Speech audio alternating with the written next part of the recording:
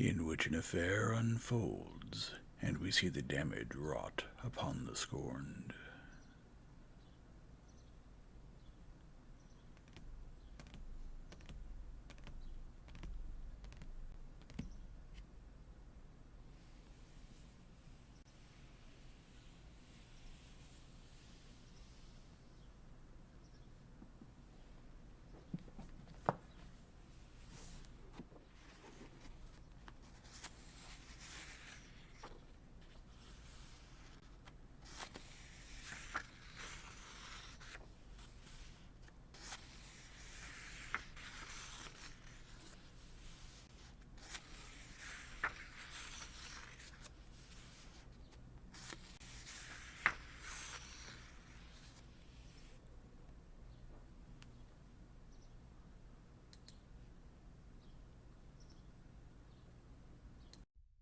Chapter 29.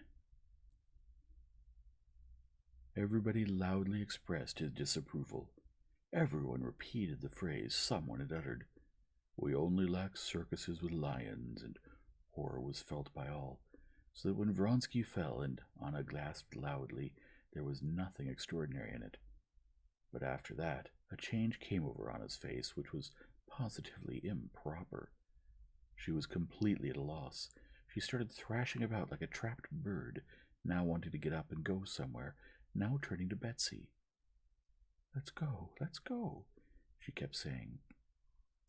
But Betsy did not hear her. She was bending forward to talk to a general who had come up to her. Alexey Alexandrovitch approached Anna and courteously offered her his arm. Let us go if you wish, he said in French, but Anna was listening to what the general was saying and ignored her husband. He also broke his leg, they say, the general said. It's quite unheard of. Anna, without answering her husband, raised her binoculars and looked at the place where Vronsky had fallen. But it was so far away, and there were so many people crowding there that it was impossible to make anything out.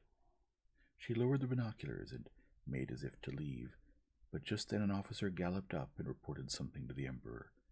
Anna leaned forward, listening. Stiva, she called out to her brother. But her brother did not hear her. She again made as if to leave. I once again offer you my arm if you want to go, said Alexey Alexandrovitch, touching her arm.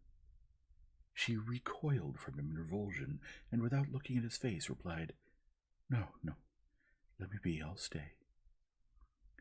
She saw now that an officer was running across the track towards the pavilion from the place where Vronsky had fallen. Betsy was waving a handkerchief to him.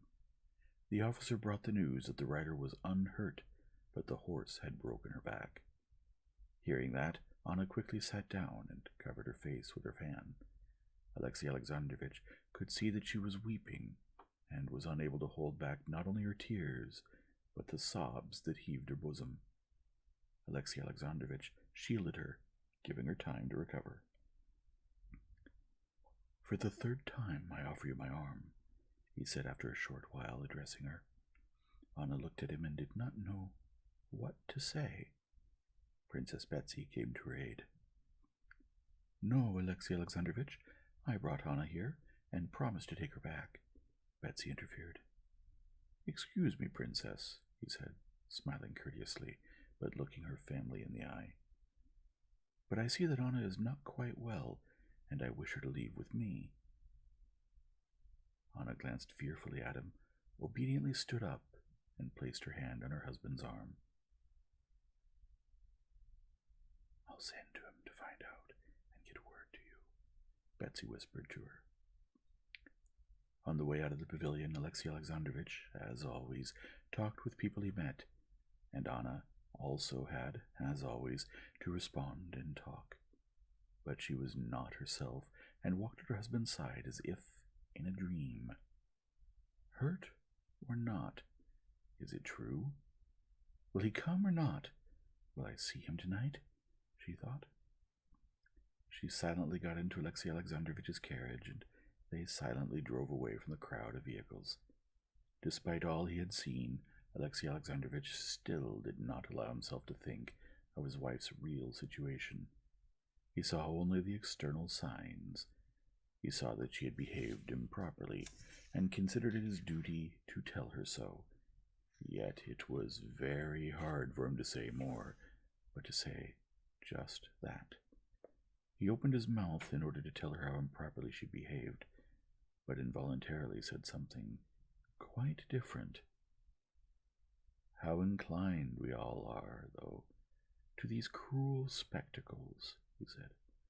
"I observe—" "What? I don't understand," Anna said contemptuously.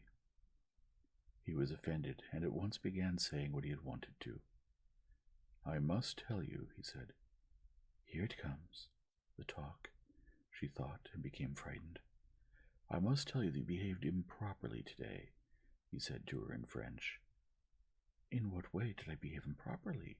she said loudly, quickly turning her head to him and looking straight into his eyes, now not at all with the former deceptive gaiety, but with a determined look behind which she barely concealed the fear she felt. "Do not forget," he said to her, pointing to the open window facing the coachman. He got up and raised the window. "What did you find improper?" she repeated. "The despair you were unable to conceal when one of the riders fell." He waited for her to protest, but she was silent, looking straight ahead of her. "I have asked you before to conduct yourself in society so that wicked tongues can say nothing against you. There was a time when I spoke of our inner relations. Now I am not speaking of them. Now I am speaking of our external relations. You conducted yourself improperly, and I do not wish it to be repeated." She did not hear half of his words. She felt afraid of him, and was wondering whether it was true that Vronsky had not been hurt. Was it of him they had said he was well, but the horse had broken his back? She only smiled with false mockery when he finished, and made no reply, because she had not heard what he said. Alexey Alexandrovitch had begun speaking boldly, but when he understood clearly what he was speaking about, the fear that she experienced communicated itself to him. He saw this smile, and a strange delusion came over him. "She's smiling at my suspicions. Yes, she will presently tell me what she said to me the other time. There are no grounds for my suspicions. They are ridiculous."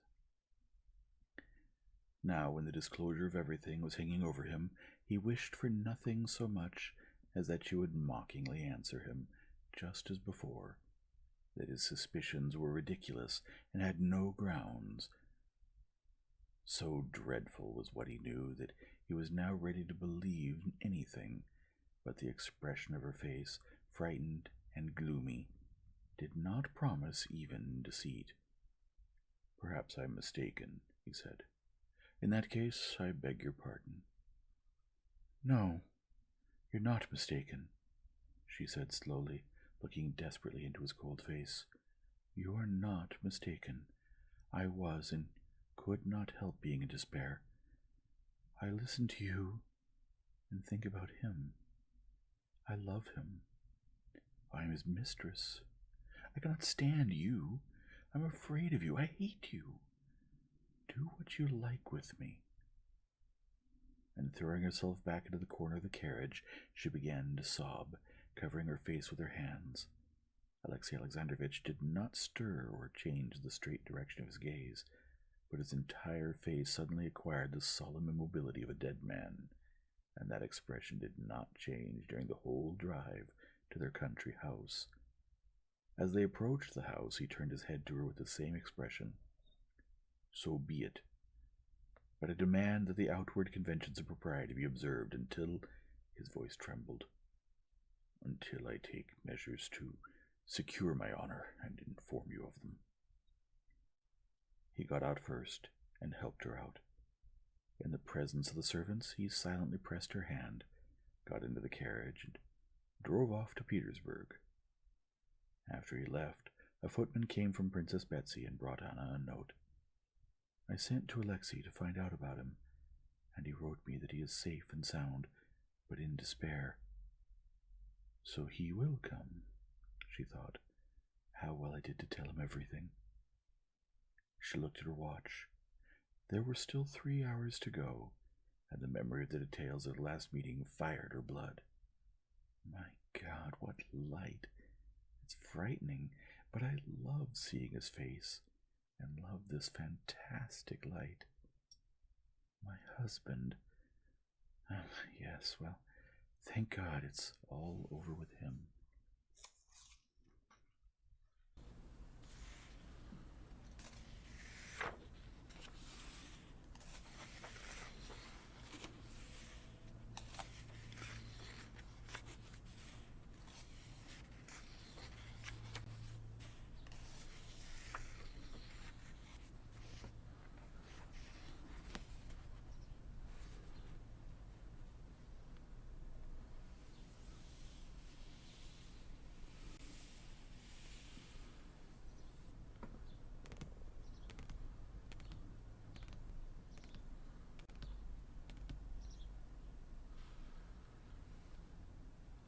If you enjoy this format, please leave a like and subscribe and return tomorrow for the next chapter.